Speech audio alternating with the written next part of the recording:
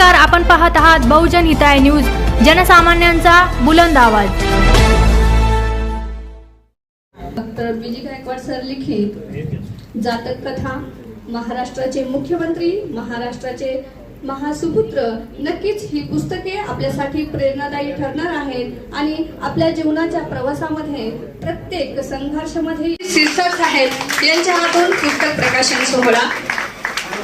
या मागे यावं।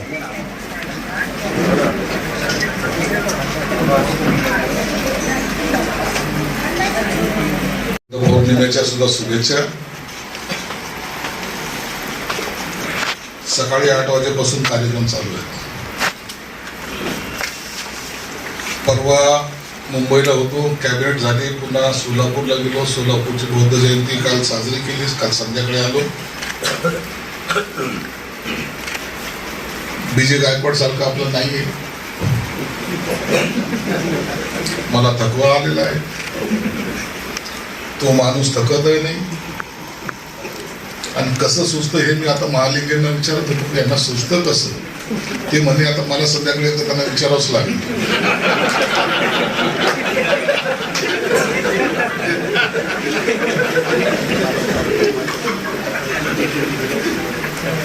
महालिंगेंना विचारलं, म्हणजे तुम्ही काय करता? म्हणे भाऊ आपलं तेच चालू आहे आणि तेच मला जमतं, म्हणजे नाटक। कोणतीही गोष्ट एवढी सोपी नसते।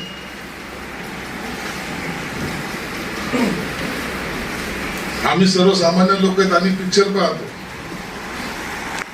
हिरोईनच्या डोळ्यामध्ये ग्लिसरीन लावून जरी ती रडत असली तरी आम्हाला ते खरं वाटतं,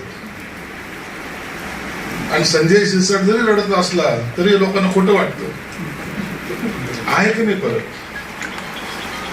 म्हणजे ज्या क्षेत्रामध्ये काम करायचं त्या क्षेत्रामध्ये स्वतःचा पूर्ण आत्मा ओतावा लागतो, आत्मा ओतल्यानंतर त्याच्यातून निघणारे एक एक शब्द किंवा लेखणीतून निघालेले एखादे वाक्य हे कायमस्वरूपी ते आजरामूर होत असतात। बीजी हे पुस्तक लिहिणं म्हणजे असं इतकं सोपं काम नाहीये। आमच्या कॉर्पोरेशन मध्ये एक अधिकारी होता, आता ते 2 वर्षापूर्वी मला वाटतं 2च वर्ष झाले असं तो रिटायर होऊन। ज्या माणसाला सुट्टीचा अर्ज लिहिता येत नाही तो कोणत्या पदावर असेल? विचार करा की कॉर्पोरेशन मधला मी मोठा अधिकारी म्हणतो ज्याला सुट्टीचं ऍप्लिकेशन लिहिता येत नाही, परंतु तो कोणत्या पदावर असेल? तो डीएमसी होता आमच्या।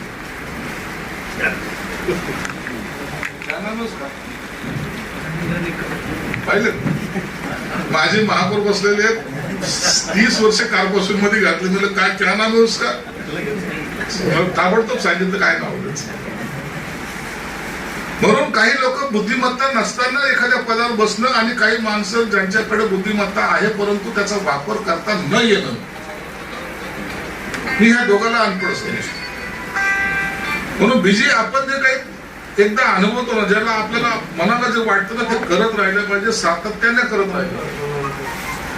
परिणाम तू कुणाचे करू नकोस, काय जग काय म्हणत त्याची चिंता करू नको। हे जग आपल्यासाठी ना चाललेलं आहे ना थांबलेलं आहे, परंतु आपण जे काय एखादा निर्माण करून जाऊ तो ते जग शेवटपर्यंत आपल्याला ते आठवण ठेवलं पाहिजे, असं काम केलं पाहिजे। हे लोक वाचतील का नाही वाचतील त्याचं तू चिंता करू नकोस। त्यापैकी बसलेले अनेक जण असतील त्यांना मला 4 पानं फक्त तू तुझ्या मनाला फक्त मला लिहून दाखवायचं, हे फार अवघड आहे। एखादं मत प्रदर्शित करणं किंवा एखादं मत व्यक्त करणं, एखादं लेखणीच्या द्वारे एखादं मांडणं, त्याच्यामध्ये थोडी जरी गडबड झाली तर ती आयुष्यामध्ये असलेली एकदम मोठी दुर्घटना त्याला समजली जाते।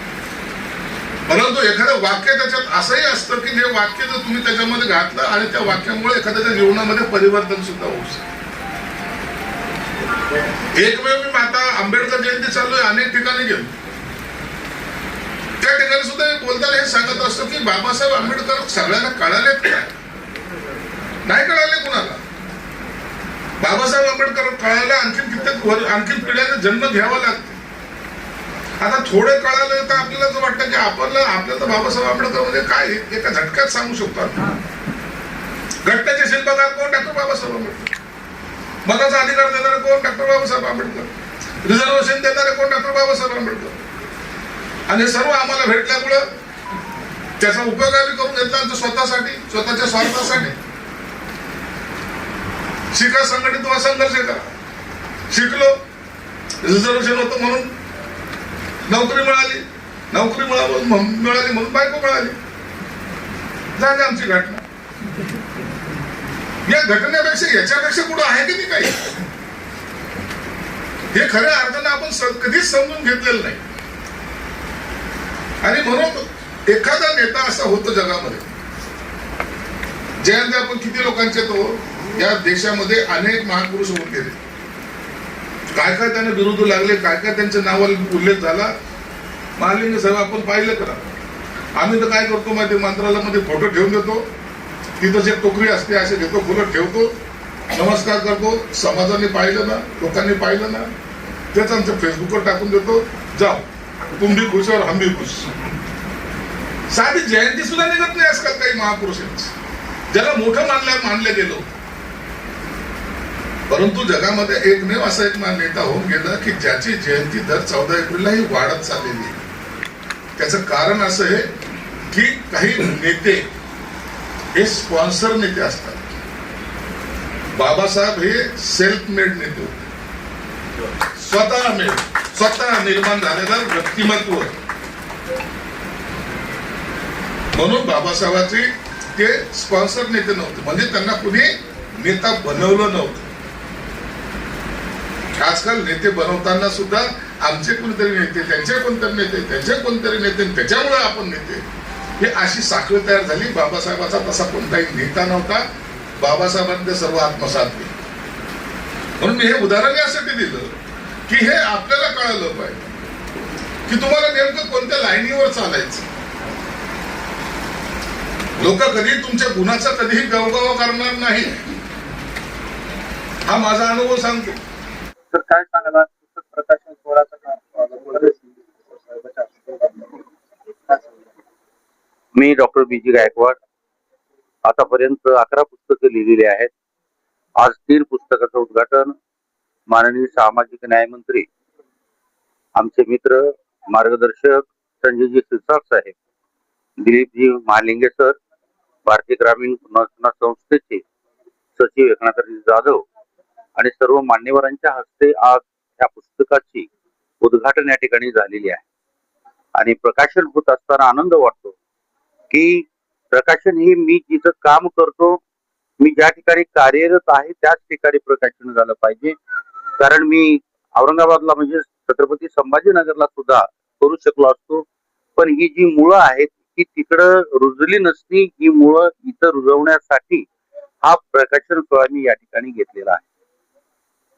या पुस्तक कोणते कोणते प्रकाशन झाले आणि काय आतापर्यंत जे पुस्तकं आहेत हे सामाजिक भान असलं पाहिजे ह्या भूमिकेतून सर्व पुस्तकं प्रकाशित झालेली आहेत. अश्रुगंध आहे, समशानातली फुलं आहेत, भाषण करा जग जिंका आहे, उडान आहे. हे सगळं करत असताना प्रेरणा मिळाली पाहिजे, मोटिवेशन मिळालं पाहिजे. जे हा जो तरुण वर्ग आहे त्या तरुण वर्गाला मोटिवेशन मिळणं, एक चांगल्या गोष्टी मिळणं, कारण हे औद्योगिक वसाहत आहे. औद्योगिक वसाहतीमध्ये जे वैध धंदे आहेत हे फार मोठ्या प्रमाणात अवैध धंदे चालतात. त्यामुळं कामगारांना फक्त त्या कारखान्याची खेळतात.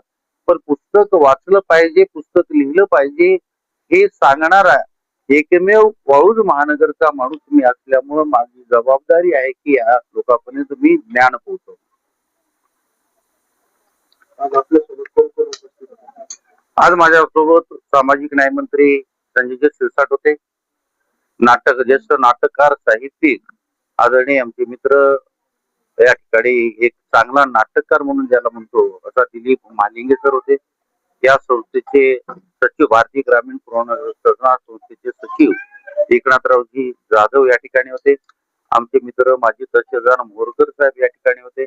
माजी आयुक्त शिंदे साहेब या ठिकाणी सोबत होते. त्यांच्यासोबत ऍडव्होकेट जोंधळे होते. अनेक मान्यवर या ठिकाणी उपस्थित होते.